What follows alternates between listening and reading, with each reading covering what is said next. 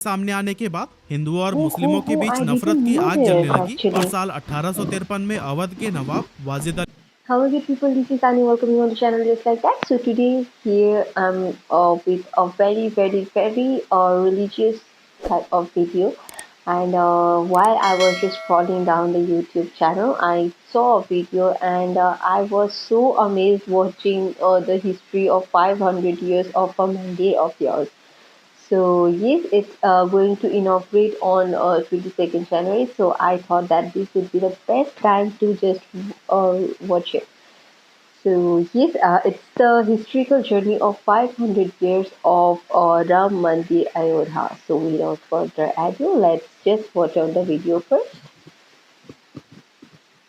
दोस्तों सबसे पहले तो जरा इस आर्टिकल को देखिए। साल 1528 में मीर बाकी जो बाबर का सेनापति हुआ करता था, उसने अयोध्या में बाबरी मस्जिद की नींव रखी थी। ये I मस्जिद didn't ठीक know उसी about जगह पर that बनाई गई mystery. जहां प्रभु श्री राम का जन्म हुआ था और इसे बनाने के लिए वहां पहले से मौजूद मंदिर को ध्वस्त कर दिया गया था। अब मुगलों ने भगवान को उनके घर से तो निकाल दिया, पर इन्हें कौन बताए कि भारत के लोगों के तो दिलों में राम बसते हैं और श्री राम के प्रति हमारी यही श्रद्धा है जिसने सालों तक चले कोर्ट केस के बीच भी किसी के मन से राम मंदिर बनने की आस को खत्म नहीं होने दिया। अब करीब 500 सालों के इंतजार के बाद 2019 में सनातन की जीत हुई है और 22 जनवरी 2024 के दिन रामलला टेंट से निकलकर एक बार फिर से मंदिर में निवास करने जा रहे हैं। पॉसिबल है कि जब आप ये वीडियो देख रहे हो उस समय तक राम मंदिर में प्राण प्रतिष्ठा समारोह पूरा हो चुका हो, लेकिन अगर आप अपने धर्म के प्रति वफादार हैं तो फिर बाबरी मस्जिद के निर्माण से लेकर फिर से राम मंदिर बनने तक के इस सफर को आपको जरूर जानना चाहिए। तो दोस्तों साल 1526 में मुगल साम्राज्य शुरू होने के महज 2 साल बाद ही यानी 1528 में बाबर के कहने पर उसके सेनापति मीर बाकी ने अयोध्या में राम मंदिर को तोड़वा दिया और उसकी जगह पर एक मस्जिद बनवाई जिसका नाम बाबर के सम्मान में बाबरी मस्जिद रखा गया। अब मुगल काल में सिर्फ अयोध्या का राम मंदिर ही नहीं बल्कि हजारों मंदिर तोड़े गए थे जिनके सबूत आज भी हमें देश के कोने कोने में देखने को मिल जाते हैं। पर उस टाइम बाबर ने विरोध की हर आवाज दबा दी और हिंदुओं को उनके ही देश में उन्हीं के भगवान से दूर रखा गया। पर इस कहानी में ट्विस्ट उस समय आया जब साल 1813 के आसपास फैजाबाद के ब्रिटिश ऑफिसर ने एक रिपोर्ट तैयार की जिसमें उन्होंने मस्जिद के अंदर हिंदू मंदिर जैसी कलाकृतियां मिलने का जिक्र किया था। और दोस्तों इस रिपोर्ट के सामने आने के बाद ही पहली बार हिंदू संगठनों ने दावा किया कि बाबर ने साल 1528 में राम मंदिर तोड़वाकर मस्जिद बनाई थी। इस तरह के दावे सामने आने के बाद हिंदुओं और मुस्लिमों के बीच I नफरत didn't की know आग जलने this लगी actually. और साल 1853 में अवध के नवाब वाजिद अली शाह के समय पहली बार अयोध्या में सांप्रदायिक हिंसा भड़क उठी। हालांकि इसके बाद भी हिंदू और मुस्लिम एक ही जगह पर पूजा और नमाज अदा किया करते थे। पूजा और नमाज एक ही जगह पर, आप सोच रहे हैं ना कि आखिर कैसे? तो चलिए इसकी भी स्टोरी को हम आपको बताए चलते हैं। एक्चुअली 1717 यानी कि बाबरी मस्जिद बनने के 190 साल के बाद जयपुर के राजा जय सिंह द्वितीय वो पहले शख्स थे जिन्होंने मस्जिद और उसके आसपास की जमीन को हासिल करने की कोशिश की थी जिससे कि वो एक बार फिर से वहां पर राम मंदिर बनवा पाए। लेकिन लाख कोशिशों के बाद भी राजा जय सिंह द्वितीय को कोई कामयाबी नहीं मिलती है, जिसके बाद वो मस्जिद के पास एक चबूतरा बनवाते हैं और उस चबूतरे का नाम राम चबूतरा रखते हैं ताकि प्रभु श्री राम में आस्था रखने वाले लोग उस चबूतरे पर पूजा कर सकें। अब जब साल 1855 में हिंदुओं को आंतरिक परिसर में जाने पर रोक लगा दी गई जहां मुस्लिम नमाज अदा करते थे, तब हिंदू मस्जिद के बाहर बने इसी राम चबूतरे पर ही पूजा किया करते थे। यह चबूतरा विवादित ढांचे के परिसर के अंदर मुख्य गुंबद से 150 फीट दूर बनाया गया था। इसके बाद आगे चलकर 1859 में ब्रिटिश सरकार ने इस विवादित जगह को तार से डिवाइड कर दिया ताकि हिंदू और मुस्लिम शांति के साथ अलग अलग पूजा और नमाज अदा कर सकें। अब दोस्तों साल 1859 में हुई इस घटना के करीब 26 साल बाद यानी 1885 में राम जन्मभूमि की यह लड़ाई अदालत पहुंची जहां निर्मोही अखाड़े के महंत रघुबर दास ने फैजाबाद के न्यायालय में बाबरी ढांचे के बाहरी आंगन में स्थित राम चबूतरे पर बने अस्थायी मंदिर को पक्का बनाने और छत डालने की मांग की, जिस पर जज ने ये फैसला सुनाया कि वहां हिंदुओं को पूजा अर्चना करने का तो अधिकार है, लेकिन वो मंदिर को पक्का बनाने और छत डालने की अनुमति नहीं दे सकते। हालांकि इसके कुछ दशक के बाद यानी 1934 में अयोध्या में एक बार फिर से दंगे होते हैं जिसमें बाबरी मस्जिद का कुछ हिस्सा टूट जाता है हालांकि बाद में इस हिस्से को रिपेयर करवा दिया जाता है, लेकिन यह घटना होने के बाद से यहाँ नमाज बंद हो जाती है। और दोस्तों ध्यान दीजिएगा, यह वह समय था जब देश पर अंग्रेजों का राज हुआ करता था, लेकिन इसके बावजूद देश की जनता बाबरी मस्जिद बनने के 400 साल बाद भी अपने प्रभु के जन्मस्थली को पाने की लड़ाई लड़ रही थी। उस समय न तो हमारी अपनी खुद की सरकार थी और न ही मीडिया को इतनी आजादी थी कि वो इन मुद्दों को देश के हर नागरिक के सामने ला सके। और तो और देश को चलाने वाली कांग्रेस ने भी इन मुद्दों से किनारा किया हुआ था। हाँ, अगर कोई चिंतित था तो वो थी देश की आम जनता, जो कि अपनी जान की बाजी लगाकर अपने प्रभु के हक की लड़ाई लड़ रही थी। इसी तरह से समय बीतता जाता है और साल 1947 आता है, जब देश को सालों की गुलामी के बाद अंग्रेजों से आजादी मिली थी। आजादी के साथ ही लोगों की ये उम्मीदें भी बढ़ जाती है कि अब तो राम मंदिर बनकर ही रहेगा। लेकिन उस समय की स्थिति तो कुछ और ही बयां कर रही थी। कांग्रेस का कोई भी बड़ा नेता इस मुद्दे पर बात करना तो बहुत दूर की बात है, उन्होंने तो इस मुद्दे को लेकर सीधे अपने हाथ ही खड़े कर दिए थे। और दोस्तों फिर पॉलिटिकल सपोर्ट न मिलने के बाद ही शुरू होता है असली विवाद। 23 दिसंबर 1949 की सुबह अचानक से चारों तरफ यह बात फैल जाती है कि विवादित ढांचे के अंदर भगवान श्री राम की मूर्तियां पाई गई हैं। हिंदू पक्ष ये दावा करने लगते हैं कि बीती रात भगवान श्री राम प्रकट हुए हैं, जबकि मुस्लिम पक्ष यह आरोप लगाते हैं कि किसी ने रात के अंधेरे में चुपचाप वहां पर मूर्तियां रख दी हैं। अब जैसे ही इस बात की खबर चारों तरफ फैलती है, दोनों पक्षों के लोग मस्जिद परिसर में इकट्ठा हो जाते हैं। विवाद को बढ़ता हुआ देख उस टाइम के प्राइम मिनिस्टर जवाहरलाल नेहरू जिला मजिस्ट्रेट के नायर को चिट्ठी लिखकर यह आदेश देते हैं कि मूर्ति को वहां से हटाया जाए और स्थिति को शांत किया जाए। लेकिन के नायर दंगों और हिंदुओं की भावनाओं के भड़कने के डर से इस आदेश को पूरा करने में हाथ खड़ा कर देते हैं। के नायर प्राइम मिनिस्टर नेहरू जी को जवाब में लिखते हैं कि अगर मंदिर से मूर्तियां हटाई गई तो इससे हालात बिगड़ जाएंगे और हिंसा भी बढ़ सकती है। लेकिन दोस्तों जब यह पत्र नेहरू जी तक पहुंचता है, तब वह नायर जी के खत के जवाब में एक और खत लिखते हैं और फिर वापस से मूर्ति हटवाने की ही बात कहते हैं। लेकिन के नायर इस बार भी अपने हाथ पीछे खींच लेते हैं और मूर्ति को हटाने से साफ इनकार कर देते हैं। इस घटना के 7 दिन बाद ही फैजाबाद कोर्ट के द्वारा बाबरी मस्जिद को विवादित भूमि घोषित करके इसके मुख्य दरवाजे पर ताला लगा दिया जाता है। इसके बाद से 1950 में फैजाबाद सिविल कोर्ट में 2 अर्जी दाखिल की गई, जिसमें एक में रामलला की पूजा की इजाजत और दूसरे में विवादित ढांचे में भगवान राम की मूर्ति रखने की इजाजत मांगी गई। हालांकि 9 साल के बाद तीसरी अर्जी भी 1959 में दाखिल हुई, जिसमें निर्मोही अखाड़ा ने विवादित जगह पर मालिकाना हक जताया था। लेकिन फिर इस अर्जी के 2 साल बाद यानी 1961 में सुन्नी वक्फ बोर्ड ने भी कोर्ट में अर्जी लगाई और मस्जिद व आसपास की जमीन पर अपना हक जताया।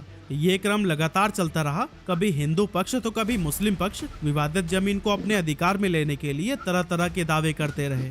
लेकिन इसके बाद 1980 में बीजेपी के गठन के बाद पार्टी ने खुलकर राम मंदिर आंदोलन का मोर्चा संभाला। वहीं दूसरी तरफ राष्ट्रीय स्वयंसेवक संघ और विश्व हिंदू परिषद ने भी राम मंदिर की लड़ाई को तेज कर दिया था। राम जन्मभूमि को आजाद करवाने और उस पर लगा ताला खुलवाने के लिए 24 सितंबर 1984 को बिहार के सीतामढ़ी से राम जानकी रथ यात्रा शुरू हुई, जिसमें हजारों लोग इस यात्रा के साथ जुड़े।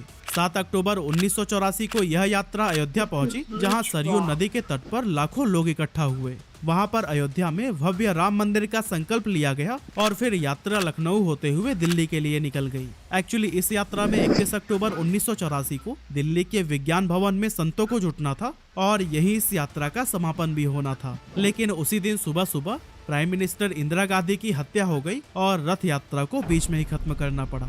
इसके बाद आता है साल 1985 का साल, जब राम मंदिर लड़ाई को एक नई दिशा मिलती है। एक्चुअली इसी साल शाहबानो नाम की एक मुस्लिम महिला अपने पति से तलाक मिलने के बाद गुजारा भत्ता के लिए कोर्ट पहुंचती है, जहां कोर्ट उसके पक्ष में ही फैसला सुना देती है। अब इस फैसले से मुस्लिम समुदाय नाराज हो जाता है और दोस्तों इस कम्युनिटी के लोगों की नाराजगी को दूर करने के लिए उस टाइम के प्राइम मिनिस्टर राजीव गांधी 1986 में संसद में कानून बनाकर सुप्रीम कोर्ट के फैसले को ही पलट देते हैं। असल में राजीव गांधी 1979 के इलेक्शन के लिए ये सब कुछ कर रहे थे ताकि उन्हें मुस्लिम समुदाय के लोगों से भी वोट मिल सके। हालांकि राजीव गांधी के इस शर्मनाक कदम से हिंदू उनसे नाराज होकर उन पर मुस्लिम कम्युनिटी को खुश करने का आरोप लगाते हैं, जिसके बाद इस डैमेज को कंट्रोल करने के लिए राजीव गांधी एक और ऐतिहासिक भूल करते हैं और ये भूल होती है हिंदुओं की मांग को मानने की, जिसके लिए वो 1986 में ही 37 सालों से बंद अयोध्या के विवादित बाबरी ढांचे का ताला खुलवा देते हैं, जिससे कि वहां फिर से पूजा अर्चना शुरू हो जाती है। अब देखिए फिर से यहाँ मुस्लिम कम्युनिटी राजीव गांधी के इस फैसले से नाराज हो जाती है और 6 फरवरी 1986 को बाबरी मस्जिद एक्शन कमेटी का गठन किया जाता है। अब इसके बाद से आता है 1990 का साल, जब 25 सितंबर को लाल कृष्ण आडवाणी राम मंदिर के इस आंदोलन को बीजेपी का आंदोलन बताते हुए सोमनाथ से अयोध्या के लिए 10,000 किलोमीटर की रथ यात्रा निकालते हैं। और दोस्तों इस रथ यात्रा के दौरान बिहार में लाल कृष्ण आडवाणी का रथ रोकते हुए उन्हें गिरफ्तार कर लिया जाता है और रथ यात्रा पर यहीं रोक लगा दी जाती है। लेकिन असल में जिस दिन यह यात्रा खत्म होनी थी, यानी कि 30 अक्टूबर 1990 को हजारों कार सेवक अयोध्या में जमा हो जाते हैं। अब दोस्तों जिन्हें कार सेवक के बारे में नहीं पता, उन्हें हम बता दें कि कार सेवक का मतलब उन लोगों से है जो निस्वार्थ भावना से सेवा करते हैं और धर्म की रक्षा के लिए कदम उठाते हैं। अब दोस्तों 30 अक्टूबर को भी कार सेवकों ने यही किया, वो अयोध्या में विवादित ढांचे पर झंडा फहरा देते हैं। हालांकि पुलिस कार सेवकों को रोकने की बहुत कोशिश करती है, इवन कर्फ्यू भी लगा दिया जाता है, लेकिन जब इससे कोई फायदा नहीं होता तब भीड़ पर काबू पाने के लिए उस समय यूपी के मुख्यमंत्री रहे मुलायम सिंह यादव कार सेवकों पर गोली चलाने का आदेश दे देते हैं, जिससे कि कई सारे कार सेवक मारे जाते हैं। दावा किया जाता है कि पुलिस की इस गोलाबारी में 55 राम भक्त मारे गए थे, जबकि यूपी पुलिस 17 कार सेवकों के मारे जाने की ही बात को मानती है। इसके बाद आता है 6 दिसंबर 1992 की तारीख। उस समय पीवी नरसिम्हा राव देश के प्राइम मिनिस्टर थे और कल्याण सिंह यूपी के मुख्यमंत्री। इसी दिन 2 लाख कार सेवक विवादित ढांचे के पास इकट्ठा हो जाते हैं। और दोस्तों कहा जाता है कि कार सेवकों के अयोध्या पहुंचने से पहले ही कल्याण सिंह कोर्ट को ये भरोसा दिला चुके थे कि ये विवादित ढांचे को किसी भी तरह का कोई नुकसान नहीं होने देंगे। साथ ही दोस्तों ये भी खबर मिलती है कि कल्याण सिंह ने पुलिस को ये आदेश दिया हुआ था कि चाहे कुछ भी हो जाए वो भीड़ पर गोली नहीं चलाएंगे। वहीं दूसरी तरफ हजारों कार सेवक जो 6 दिसंबर 1992 की सुबह विवादित ढांचे के पास खड़े थे, वो दोपहर तक ढांचे के ऊपर चढ़ जाते हैं और 1:55 पर विवादित ढांचे की एक गुंबद को गिरा देते हैं। और फिर 1.5 घंटे बाद यानी करीब 3:30 बजे वो दूसरा गुंबद भी गिराते हैं और फिर शाम के करीब 5 बजे तक वो तीनों गुंबद ही गिरा देते हैं, जिससे कि पूरे यूपी में हाहाकार मच जाता है और स्थिति को काबू में करने के लिए यूपी में राष्ट्रपति शासन लगा दिया जाता है। ढांचा गिराए जाने के कुछ ही घंटों के बाद से कल्याण सिंह जी यूपी के मुख्यमंत्री पद से इस्तीफा दे देते हैं, लेकिन उस टाइम उन्हें देखकर ऐसा लग रहा था कि इस बात का उन्हें कोई मलाल ही नहीं है। और दोस्तों इस बात को उन्होंने 2019 में खुद स्वीकार किया था, क्योंकि जब सुप्रीम कोर्ट से राम मंदिर पर फैसला आया तब एक न्यूज चैनल से बात करते हुए कल्याण सिंह ने कहा था कि ढांचा ढहाए जाने का मलाल ना तो तब था और न अब है। राम मंदिर बनने के फैसले से मैं इतना खुश हूँ कि अब मैं चैन से मर पाऊंगा। खैर 1992 की घटना के बाद भी अलग अलग जगह पर कई बार दंगे हुए, जिसमें बहुत सारे लोग मारे गए, लेकिन इसके बावजूद कोर्ट में शांति छाई रही। लेकिन 90 के दशक में जब वापस से बीजेपी की सरकार बनी तब एक बार फिर से देश में राम मंदिर की लड़ाई तेज हो गई। बीजेपी ने 1999, 2004 और फिर आगे जितने भी चुनाव हुए उसमें राम मंदिर को अपने घोषणा पत्र में शामिल किया और इस दौरान एक लंबी कानूनी लड़ाई भी लड़ी और दोस्तों आखिरकार हमें जीत मिली गई। 9 नवंबर 2019 को सुप्रीम कोर्ट एक ट्रस्ट बनाकर विवादित स्थल पर राम मंदिर को बनाने की अनुमति दे देती है और साथ ही वह मस्जिद के लिए भी एक वैकल्पिक जमीन देने का आदेश देती है, जिसके बाद से 5 फरवरी 2020 को ट्रस्ट का गठन किया जाता है और फिर राम मंदिर का निर्माण कार्य शुरू हो जाता है। तो दोस्तों 1528 में बाबर के कहने पर राम मंदिर को गिराकर उसके जगह पर बाबरी मस्जिद को खड़ा किया गया था, लेकिन अब 492 साल के बाद उसी जगह पर ही राम मंदिर का निर्माण हो रहा है, जो कि हर एक हिंदुस्तानी के लिए गर्व की बात है। Very true. I mean, I read about the Babri Masjid, but I didn't know that this history of that behind building that mosque. So yes, I hope it will be a very, very, very memorable day for all of you. I think you are who resides nearby of that masjid definitely gonna visit it because the 500 years journey and finally you guys have achieved it. So I would say about this video, the story they put up, they summed up very, very, very nicely. So there was the religion, emotion, dispute, and yes, there was clashes between the political parties. So after all that things, I think you guys have won, and I think that's the beauty of the religion, and I actually respect all the religions. So I have nothing to say. I just hope that you guys have a great your time there And yes, that's pretty much it. So, what if you have any untold story new about after this video? Please definitely share with me in the comment section. So that's pretty much it. I hope you all like this video, and I think your parents are gonna love this video as well.